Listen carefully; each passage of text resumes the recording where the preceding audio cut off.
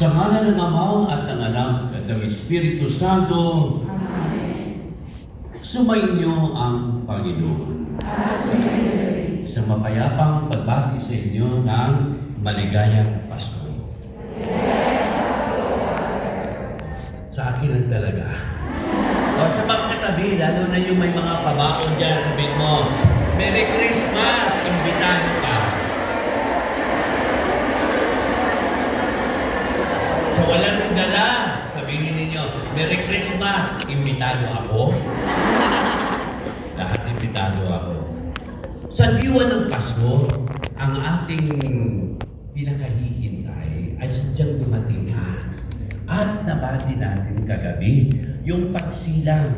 Nasilayan, nahipo natin ang ating banal na sanggol. Siguro kasabay noong paghipo natin at meron na mutawi sa ating bibig. At kung ano man yun mga siguro mga hinahangad natin or sa wikang English, wishes na sa kabila ng mga pinagdaanan natin, nasabi natin, Happy birthday, Lord. Sana bigyan mo pa ako ng tibay ng loob. Bigyan mo pa ako ng malalim na pananampalataya. Bigyan mo pa ako ng lakas na loob para suungin uli lahat ng mga pagsubok sa darating na taon. Bigyan mo pa ako ng mahabang pasensya para sa aking mga mahal sa buhay na nahirapan akong tanggapin kung minsan. So sa lahat ng mga pinagdaanan na ito, na ng pagbati, yung hinahangad natin, yung wishes natin, tungayan din natin yung mga pagkakataon na nag-fail. Okay, ika nga yung sinasabi natin, hindi ba naging successful, naging kulang para sa atin. Kaya hingin natin ang kanyang kapatawaran at awa. Pakumbaba natin wikain, inaamin ko sa makapangyarihan ng Diyos. At sa inyo mga kapatid, nagawa akong nagkasala sa isip, sa salita at sa gawa, at sa aming pagkukulang.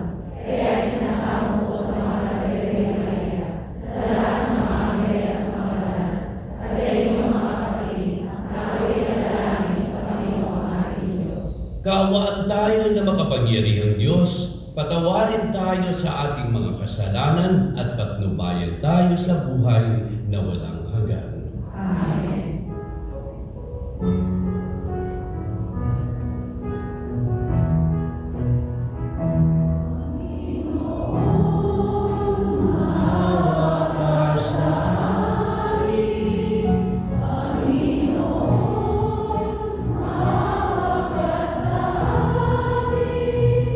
Cristo Jesus, landasan buhay namin.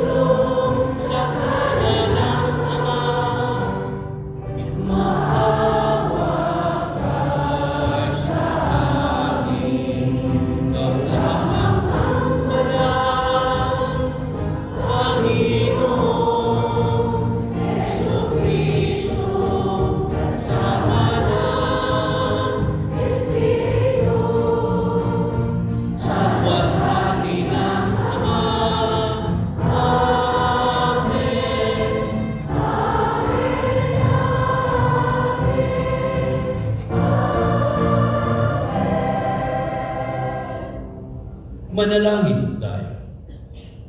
Ama naming makapangyarihan, sa iyong kagandahang loob, kami ay iyong nilikha.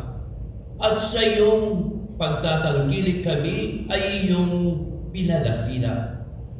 Sa pagkakatawang tao ng anak mo, kami ay iyong itinuring na hindi na iba sa iyo. Makapamuhay nawa kami bilang mga kapatid niya sa totoong maipagkakapuri mo sa pamamagitan niya kasama ng Espiritu Santo magpasawalang hanggan. Amen. Magalang nasisigaw ang mga naghihintay sa pagdating ng kanilang pinananabikang Panginoon. Pakinggan po natin ang unang pagbasa. Pagbasa mula sa aklat ni Propeta Isaías. Magmula sa bundok o kay gandang masdan, ng sugong dumarating upang ipahayag ang magandang balita ng kapayapaan. Ipapahayag niya ang tagumpay at sasabihin, Siyon, ang Diyos mo ay hari. Narito, sisigaw ang nagbabantay dahilan sa gala. Sama-sama silang aawi. Makikita nila ang Panginoon sa Siyon ay babalik. Magsiawit kayo, mga buhong-buong nitong Jerusalem, pagkat ang hinirang ng Diyos na Panginoon ay kanyang inaliw. Inubos na niya itong Jerusalem. Sa lahat ng bansa, ang kamay ng poon na tanda ng lakas ay makikita ng mga nilalang at ang pagliligtas nitong ating Diyos tiyak na mahahayag. Ang salita ng Diyos. Salamat sa Diyos.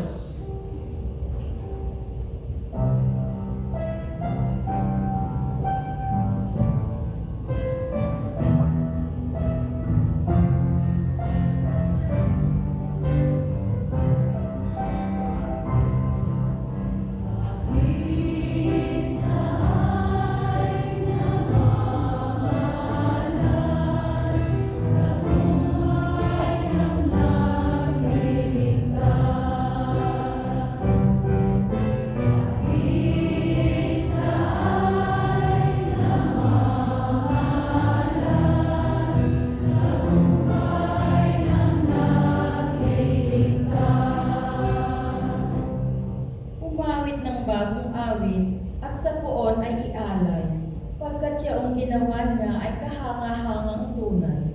Sa sariling lakas niya at taglay na kabanalan, walang hirap na natamo, yaong hangad na tagumpay.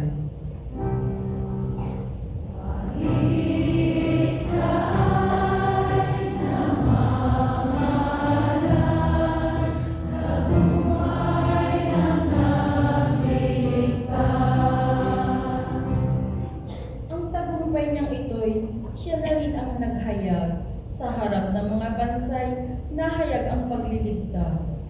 Ang pangako sa Israel, lubos niyang tinutupad.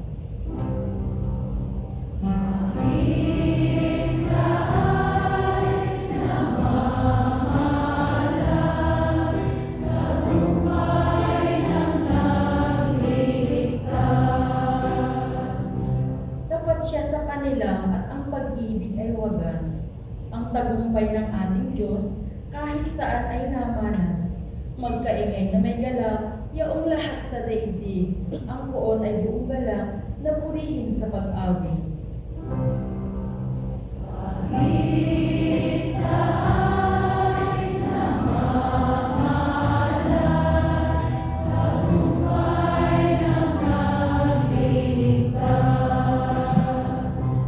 Nasalim ng mga lira, iparinig yaong tugtog, at ang poon ay purihin ng tugtuging maalindog.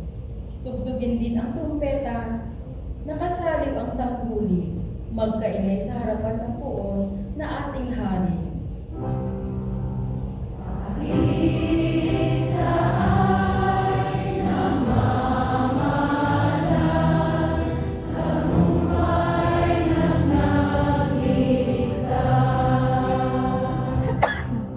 Nagsalita ang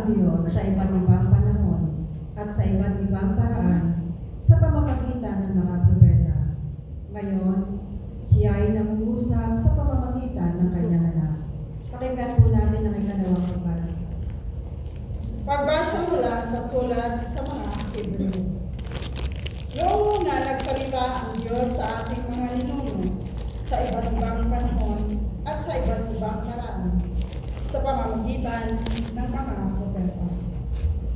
Ngunit ngayon, siya ay nagsalita sa atin sa pamamagitan ng kanyang anak.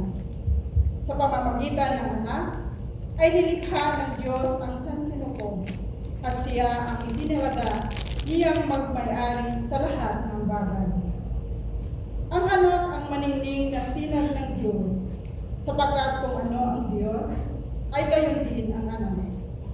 Siya ang nag-iingat sa sansinukob sa pamamagitan ng kanyang makapangyarihang salita. Pagkatapos niyang linisin tayo sa ating mga kasalanan, siya ay lumuklok sa kanan ng Diyos ang makapangyarihan sa lahat. At kung paanong higit na di hamak ang pangalang ibinigay ng Diyos sa anak, gayon din siya ay higit na di hamak sa mga anghel. Sapagkat hindi kailanman sinabi ng Diyos sa sinumang anghel, ikaw ang aking anak, ako ang iyong ama. Ni hindi rin niya sinabi kanino man sa mga anghel, ako'y magiging kaniyang ama at siya ay magiging anak ko. At nang susubuin na ng Diyos ang kanyang bugtong na anak sa sanlibutan, ay sinabi niya, dapat siyang sambahin ng lahat ng anghel ng Diyos. Ang salita ng Diyos. Salamat sa Diyos.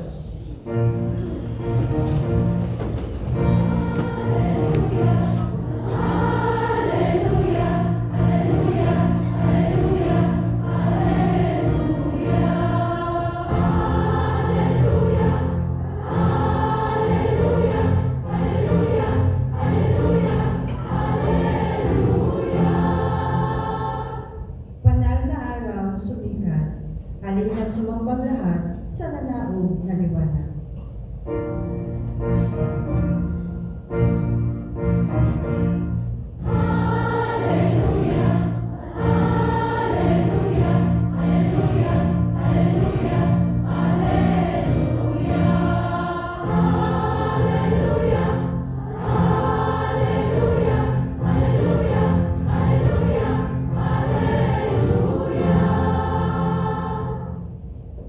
Sumainyo ang Panginoon.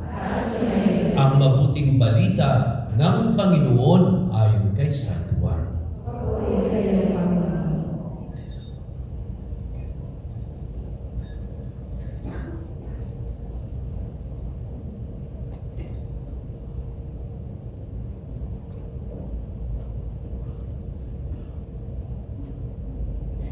Sa pasimula pa'y naroon na ang salita. Kasama ng Diyos ang salita at ang salita ay Diyos. Kasama na siya ng Diyos sa pasimula pa. Sa pamamagitan niya, nilikha ang lahat ng bagay at walang anumang nilikha nang hindi sa pamamagitan niya. Mula sa Kanya ang buhay, at ang buhay ay siyang ilaw ng sangkatauhan. Nagliliwanag sa kadiliman ang ilaw, at hindi ito kailanman nagapi ng kadiliman. Ang tunay na ilaw na tumatanglaw sa lahat ng tao ay dumarating sa sanlibutan. Nasa sanlibutan ang salita. Nilikha ang sanlibutan sa pamamagitan niya. Ngunit hindi siya nakilala ng sanlibutan. Naparito siya sa kanyang bayan, ngunit hindi siya tinanggap ng kanyang mga kababayan. Ngunit ang lahat ng tumanggap at nanalig sa kanya ay pinagkalooban niya ng karapatang maging anak ng Diyos. Sila nga'y naging anak ng Diyos hindi dahil sa isinilang sila ayon sa kalikasan, ni sapitan ng laman o sa kagagawan ng tao. Ang pagiging anak nila ay buhat sa Diyos.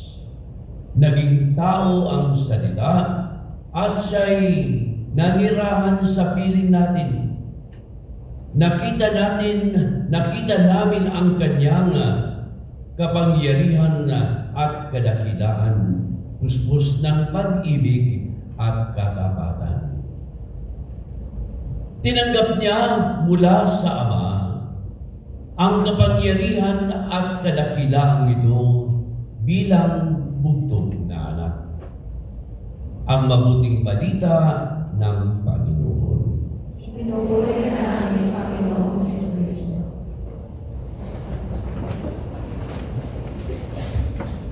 Siguro nga may iba sa atin dito, hindi na naabutan dito. Hindi maalala ang World War, Second World War. Especially nung kapanahonan ng 1941 to 1945. Buhay pa ba kayo noong time? Sinakop tayo ng Japan. No? Kaya yung mga comfort women ng Mindoro doon sa atin at iba't ibang bahagi ng Pilipinas nagkaroon ng comfort women where they were becoming the slave of the Japanese soldiers during that time. Binomba ang Pilipinas, lalong-lalo na ang Gabisera, ang Maynila, at talagang pinulbos. At nagkataon na nung time na hinulugan tayo ng bomba sa Maynila, sa Intramuros, and that was Christmas. Buong daigdig, payapang panahon ay diwa ng buhay, biyaya ng Diyos sa sangkatauhan. Ang gabing payapa, lahat ay tahimik, pati mga tala sa bughaw na langit. The song of Felipe De Leon inspire me today na ibahagi sa inyo kung ano ang hinangad ng mga kababayan natin during the time. Kapayapaan. Noong mag-entrance, 4 sa mga kasama ko dito na nag-serve, ang hangad po namin, Father, kapayapaan. Ito'y higit sa material na inyong ipinadala, ibinahagi ninyo ngayong Pasko, higit sa lahat ay kapayapaan. Anin mo nga naman yung material na bagay kung pag-aaway lamang ang kahahantungan. Yung mga kapatid natin, yung mga mahal natin sa buhay na nag-aaway-away sa kapirasong property, hinahangad natin na sana magbati na sila.